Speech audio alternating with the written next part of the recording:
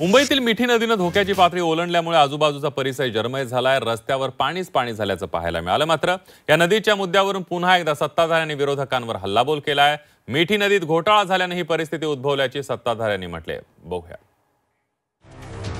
मागच्या काळामध्ये आपल्याला माहिती आहे की मिठी नदीचं काय झालं, म्हणजे त्याच्यामध्ये कशा प्रकारे घोटाळे झाले याच्या आता सुरस आणि चमत्कारिक कथा आपल्या समोर येत आहेत। रुंदी आणि खोलीकरण हे सगळ्या गोष्टी ज्या आहेत या केल्यामुळे तिथलं मोठा प्रॉब्लेम जो मिठीचा आहे गेल्या अनेक वर्षांपासूनचा साचलेला आहे, थांबलेला आहे, तो मला वाटतं निकालात नाही। कोणाचे मित्र आहेत, कोणाबरोबर क्रिसमसची पार्टी केली हे जरा काढा, पण त्याच्याही महत्त्वाच्यापेक्षा मिठी नदी जसं आता त्यांनी सांगितलं की आता खोलीकरण रुंदीकरण केलं पाहिजे।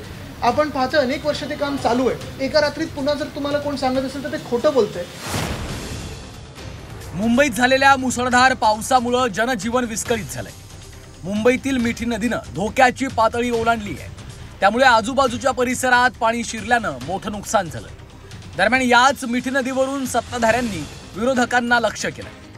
मिठी नदीच्या कामात घोटाळा झाल्याचं म्हणत मुख्यमंत्री देवेंद्र फडणवीसांनी नाव न घेता थेट ठाकरेंवर निशाणा साधलाय।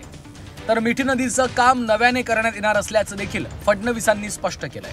मागच्या काळामध्ये आपल्याला माहिती आहे की मिठी नदीचं काय झालं, म्हणजे त्याच्यामध्ये कशा प्रकारे घोटाळे झाले याच्या आता सुरस आणि चमत्कारिक कथा आपल्या समोर येत आहेत। त्याच्यामुळे पूर्वीच्या काळात मिठी नदीमध्ये गाळ काढण्याच्या नावावर ज्यांना काम दिलं होतं त्यांनी काय काय केलं आहे हे आता समोर आलं आहे। तर नव्याने ती कामं हातामध्ये घेऊन राज्य सरकारने महानगरपालिकेला आदेश दिला आहे आणि महानगरपालिका नव्याने आता ते कामं करते। मिठी नदीच्या गाळावर कायमचा तोडगा काढण्यासाठी काम सुरू असल्याचं उपमुख्यमंत्री एकनाथ शिंदेंनी म्हटलंय। गेल्या अनेक वर्षांपासून मिठी नदीचं काम नीट न झाल्याचं म्हणत त्यांनी विरोधकांवर निशाणा साधला। नदीच्या रुंदीकरण आणि खोलीकरणावर भर दिला जाणार असल्याचं देखील एकनाथ शिंदेंनी स्पष्ट केलंय। शेवटी मिठी नदी जी आहे त्याचं परमनंट सोल्युशन जे आहे आता आपण ते करतोय, त्याचं 2 ह्याच्यामध्ये पंप आणि आउटफॉल त्याचं टेंडरिंग झालेलं आहे पॅकेज 3 आणि पॅकेज 5 मध्ये, आणि त्यामुळे ते परमनंट सोल्युशन होईल।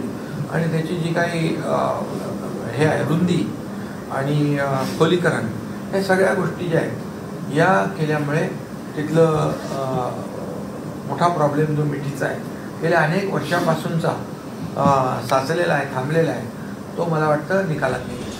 मिठी नदी घोटाळा प्रकरणात अभिनेता डिनो मोरियाची ईडीकडनं चौकशी करण्यात आली होती। डिनो मोरिया हा आदित्य ठाकरेंचा मित्र असल्याचं म्हणत सत्ताधाऱ्यांनी ठाकरेंना देखील या प्रकरणात ओढलं होतं।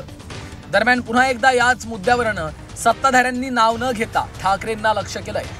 तर सत्ताधाऱ्यांच्या टीकेला आदित्य ठाकरेंनी प्रत्युत्तर दिलं। कोणाचे मित्र आहेत, कोणाबरोबर क्रिसमसची पार्टी केली हे जरा काढा, पण त्याच्याही महत्त्वाच्यापेक्षा मिठी नदी जसं आता त्यांनी सांगितलं की आता खोलीकरण रुंदीकरण केलं पाहिजे।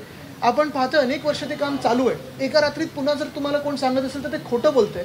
पण ह्या पलीकडे जाऊन पुण्यात जर आपण जाऊन पाहिलं तर मी जे सतत सांगत आलोय गेले 2 वर्ष की पुणा रिव्हरफ्रंट डेव्हलपमेंटचं जे काम आहे त्याला पण खोलीकरण आणि रुंदीकरण करण्यापेक्षा त्याचं खोली कमी करतायत आणि अरुंद करतायत। मिठी नदीनं धोक्याची पातळी ओलांडल्यामुळे पूरस्थिती निर्माण झाली आहे।